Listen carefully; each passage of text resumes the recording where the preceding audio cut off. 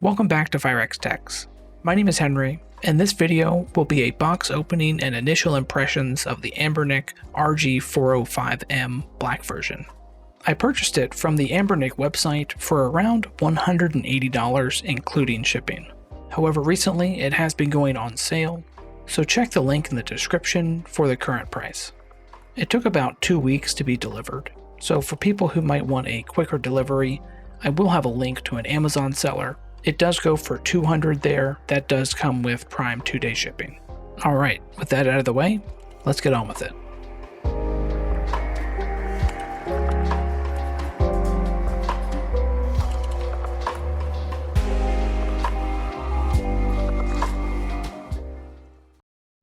So this is how it was delivered to me.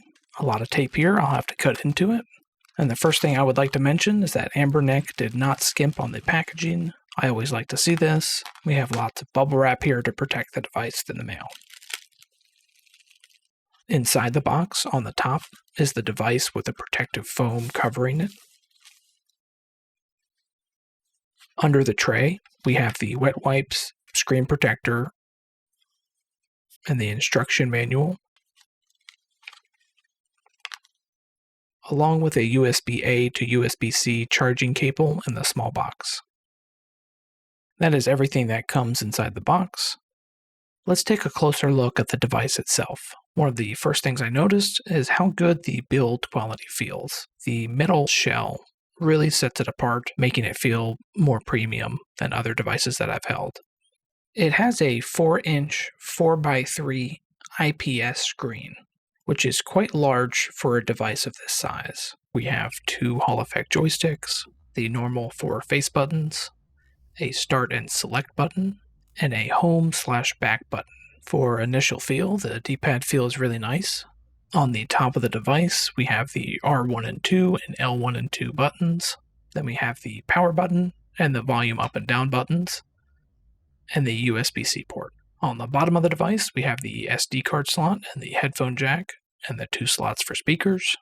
We have these rubber pads on the back here. They kind of serve 2 purposes. One is when you are placing your device down, it creates a buffer and gives it some grip so it's not sliding around. But also when you're holding it, it does feel comfortable on your fingers and gives you a little grip. This device has an internal storage of 128 gigs, but it also has an SD card slot for expandable storage. I'm not sure if I like the design of the shoulder buttons. I do like that it makes it easier to be pocketable. However, I'll give it some time, I'll try them out, and I'll give my opinion in the full review.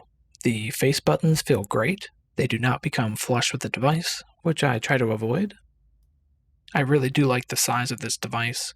A lot of the horizontal devices that I see are quite large and are not something that I would want to carry around with me. Comparing this to a Mio Mini Plus, you can see it is definitely longer.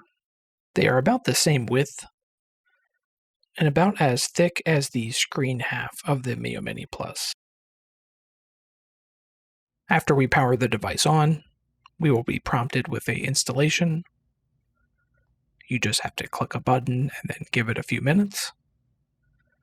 Once that is done, it'll take us to the Android screen.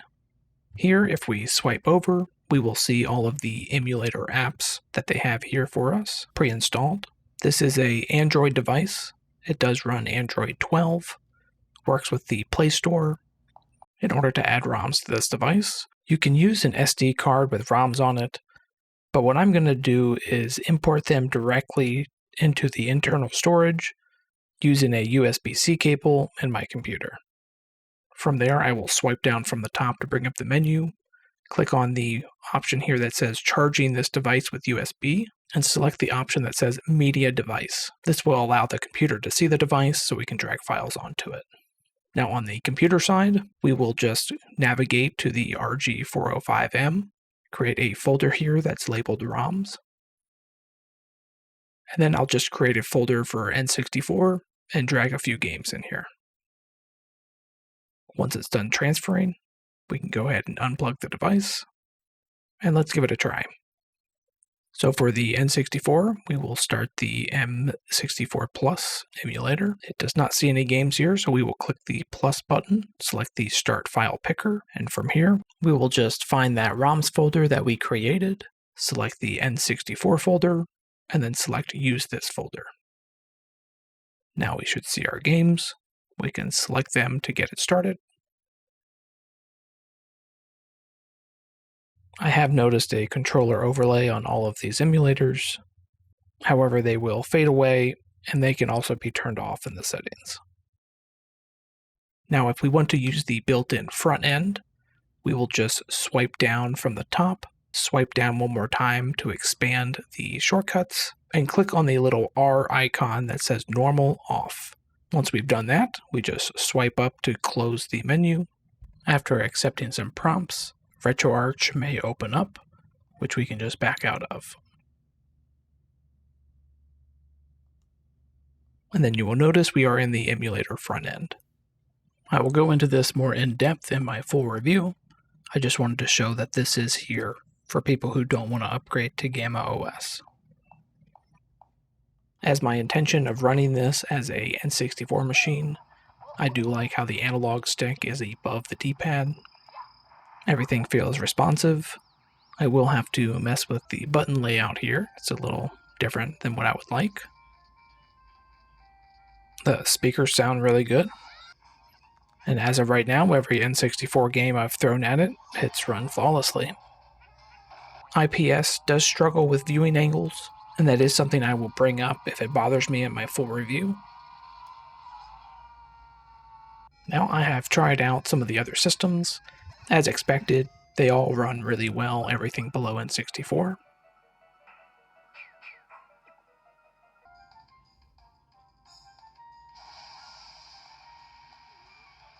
With my current experience with it, I would say this is not a GameCube or PS2 device.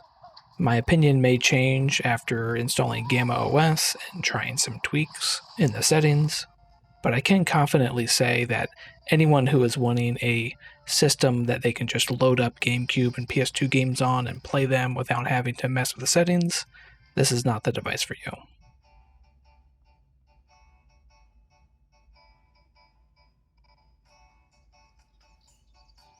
I bought this device for a few reasons. Firstly, I wanted something that could play N64 games well.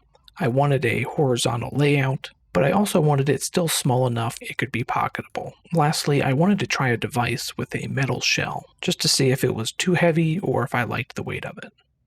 So as of right now, this seems to be a promising contender to check all of these boxes for me. I can easily say that this is great for N64 games and below. The only thing that makes me hesitate saying that this is a perfect device for me right now is the concern of the IPS viewing angles, the inline shoulder buttons, and the software experience.